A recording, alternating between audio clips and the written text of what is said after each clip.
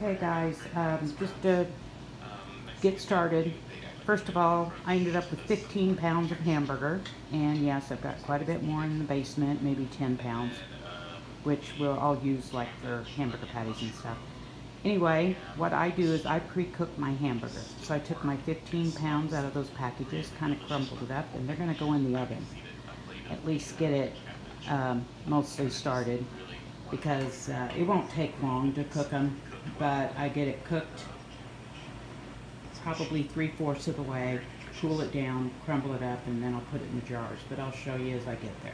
Hey guys, I'm going to give you an update on the hamburger. Took it out of the oven, and this is what it looks like. I know it looks gross, but that's what I meant when I said I don't cook it fully. It's mostly cooked.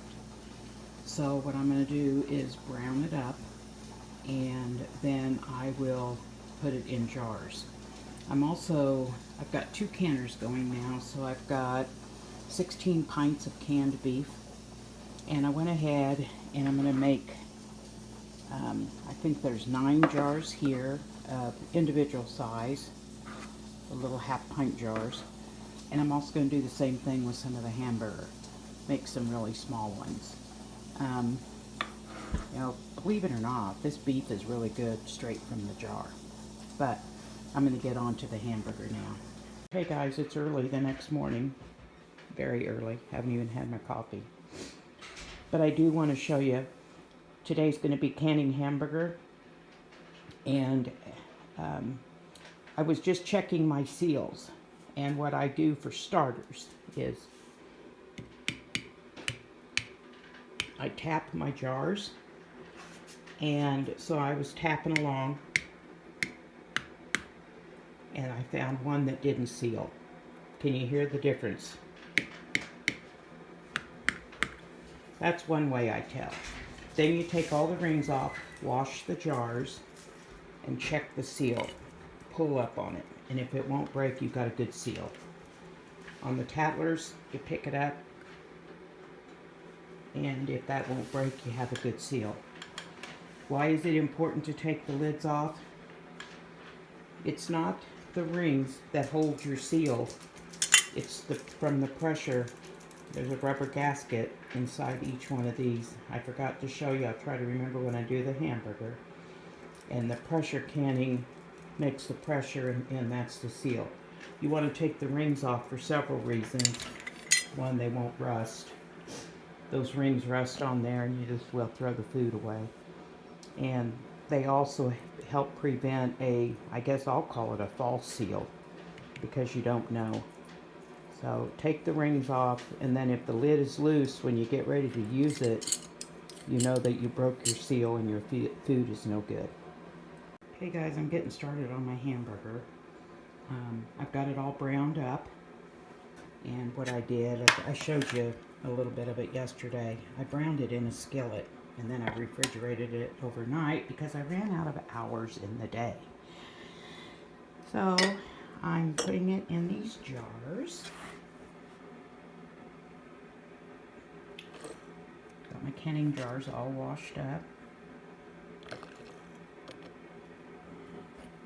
And you saw me do a couple little ones yesterday, because I just needed to fill my canner. And if anybody's watched me can before, you know that I just don't like to run an empty canner. So I'll fill it with whatever. And that'll mean today, if I don't have a full canner when I get down to the bottom of the hamburger, I'll be canning some more beans. Because, you can just never have enough beans around. There's all my jars. While my hamburger is in the canner, I will be washing those greasy jars. Okay, I've got my pickling salt here, pickling and canning salt, and I will put a half a teaspoon in each of these jars, because those are pints processed for 75 minutes in the canner. I'll try to remember to show you how that goes. And once I get those done, just like I did yesterday, I've got my beef broth not my bone broth, because that is going to end up taking me about 4 days to do. But this is my beef broth that I did last fall. I forgot I had down there. And I will add liquid to this. You can can it dry, but it just doesn't make enough of its own juice. And I like it with either beef broth or water. Here's a couple of things I want to mention right quick is anytime you're canning, make sure you use canning or pickling salt. It doesn't have iodine in it or any added chemicals.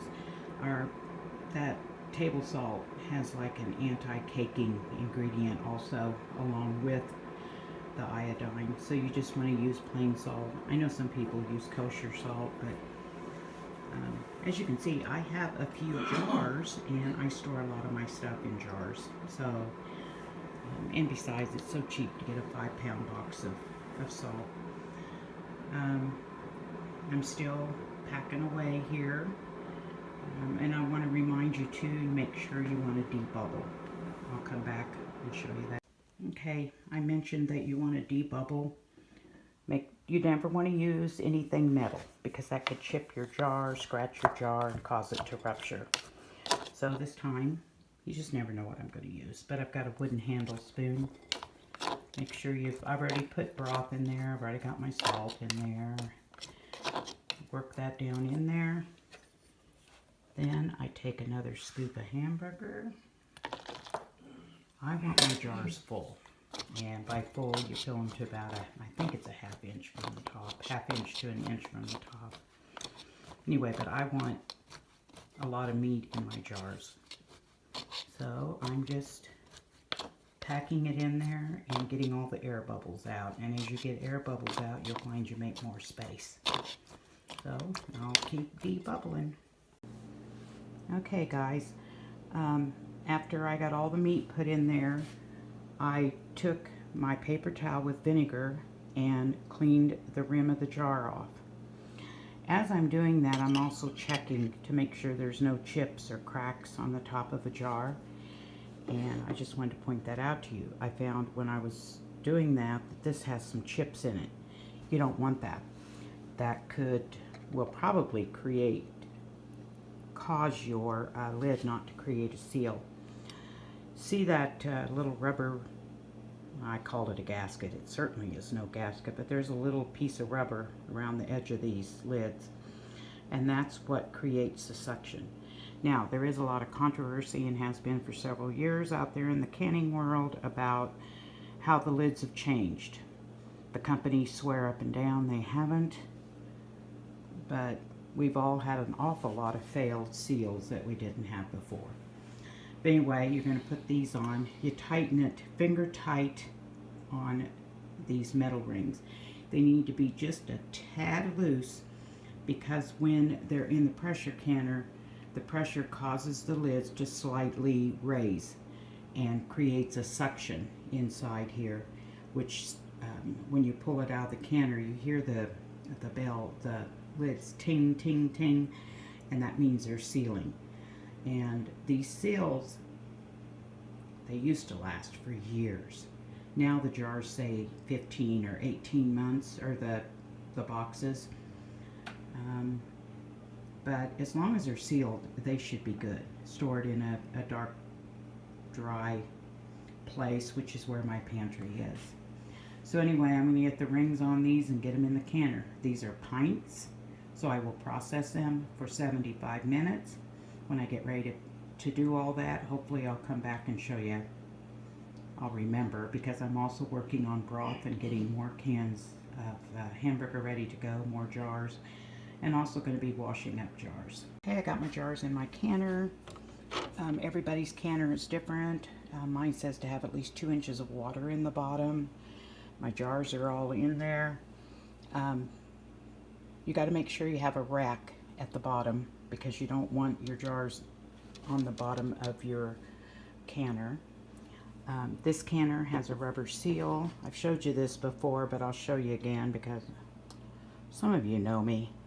I'm not the brightest star in the sky. And one day the old farmer walked in and he said, "What is wrong with your canner?" And I said, "What? Oh, I forgot to put the gasket in, so all the steam is escaping. But anyway, you put this in, you're going to get a good seal, and you got to bring it up to, your water's going to begin to boil, your pressure's going to come up, and I will share that with you when I get to it. Well guys, I'm finishing up on the hamburger. This time I did quarts. I've ended up with 4 quarts of hamburger, and that's 2 pounds of hamburger in each quart. So I've got 8 pounds getting ready to go into the canner. And you've heard me say it before, I don't run my canner empty. So I'm going to do beans. And I've already got everything in the canner, and I realized I was going to show you this. So this time I'm going to do quarts of black beans. It's just like you do with the pints, except it's 1 cup of dry beans. So I washed my beans. There's a cup of black beans in there. A quart, it's a teaspoon of salt. I will fill it up to this lower ring, like a half inch from the top. And I'll put the lid and the ring on it just like I do the others, and it'll go in the canner with the hamburger.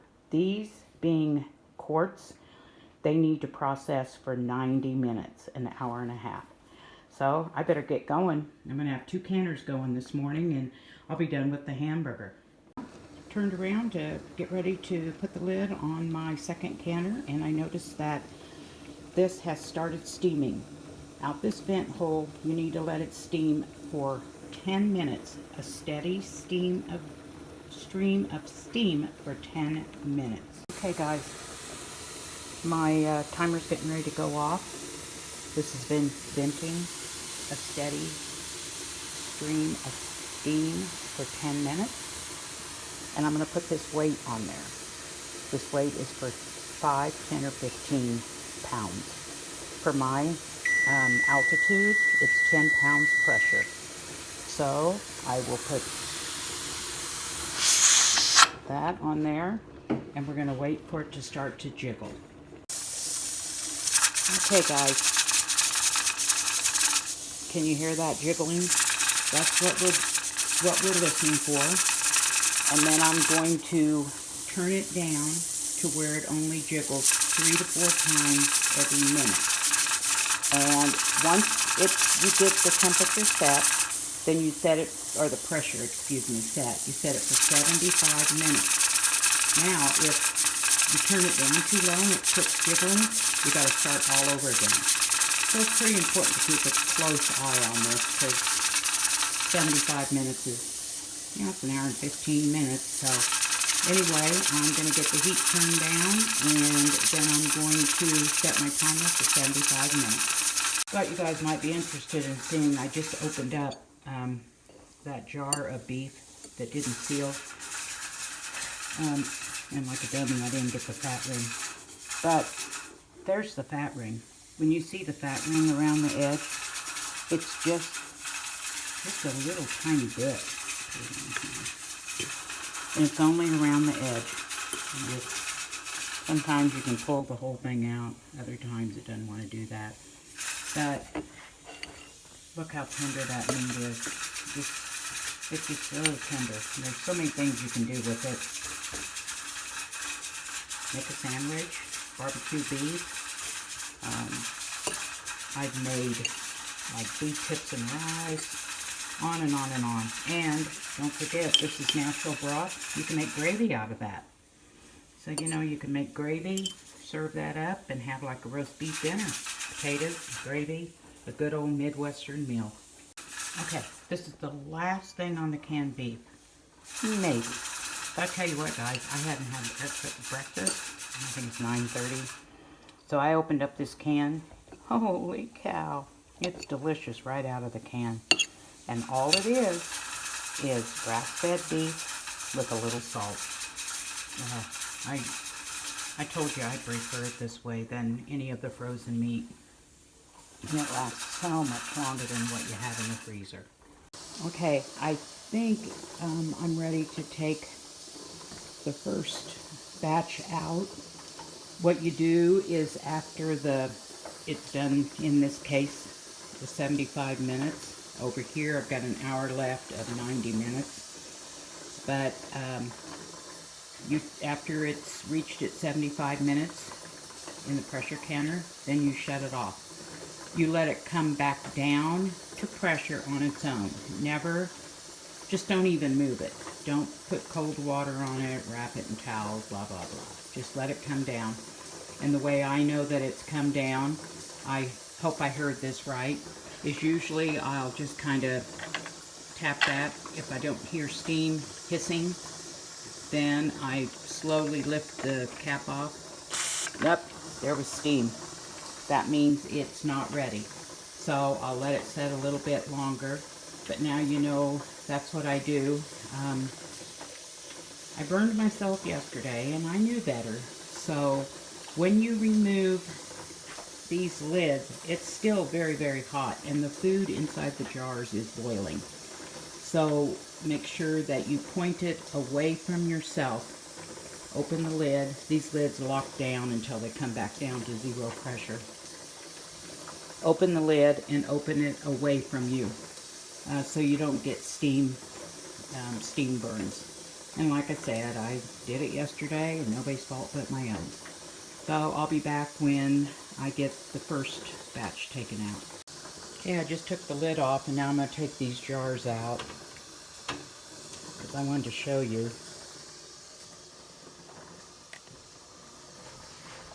Notice it's still boiling in there. This is very, very hot, and this will help create a vacuum with the suction needed to create the seal. Hopefully you'll hear some cans pinging and popping in a little bit. That's a welcome sign. And I don't know if you remember, I have mentioned, maybe not in this video, I don't remember, that these jars are, I wash my jars tomorrow after they've set for 24 hours. I will take the rings off, make sure I got a good seal on all of them, and wash the jars. And these jars are greasy. When you can meat, of course there's fat in there, and while they're in the, there, one just pinged, while they're in the pressure canner, the lid goes just ever so slightly, lifts up. Just lifts up ever so slightly. And so you're going to have a little bit of fluid, or in this case, the fat is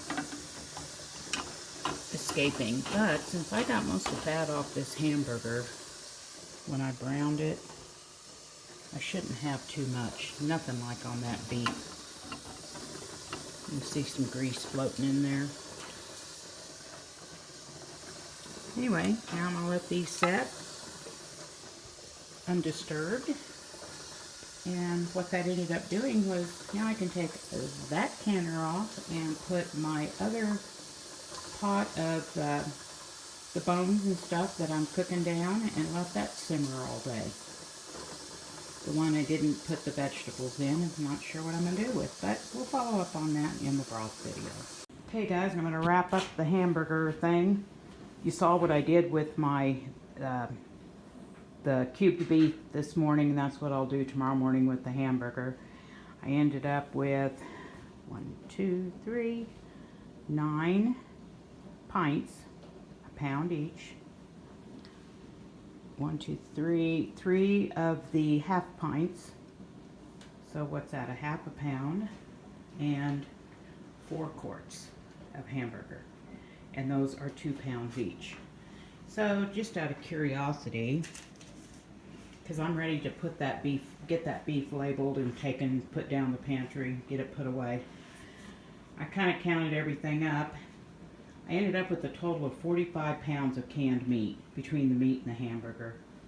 18.5 pounds of hamburger and 26.5 pounds of cubed beef. And I'll tell you what I think I'm really going to like are these little individual things. But there you go. I'm going to get the hamburger thing uploaded, and I'm sorry it took so long. I hate for you to see how dirty my kitchen is, but look at all those dishes stacked over there in the corner. It's the deal with Canon. It takes a lot of stuff. I gotta clean it all up now and haul it right back down to the basement. Even though I've probably got 2 or 3 more days, my bouillon will be working with my dehydrator as well. So anyway, I'll get this uploaded. That, guys, is how I can meat, hamburger, and cubed beef. You can do it with any. I have canned, I think, let's see, I've canned ham. I've canned beef, corned beef. You've seen that. And hamburger, of course. And lots of chicken. So next we'll be doing bone broth and bouillon. Thanks for watching, guys, and sorry that this got long. I didn't intend for it to.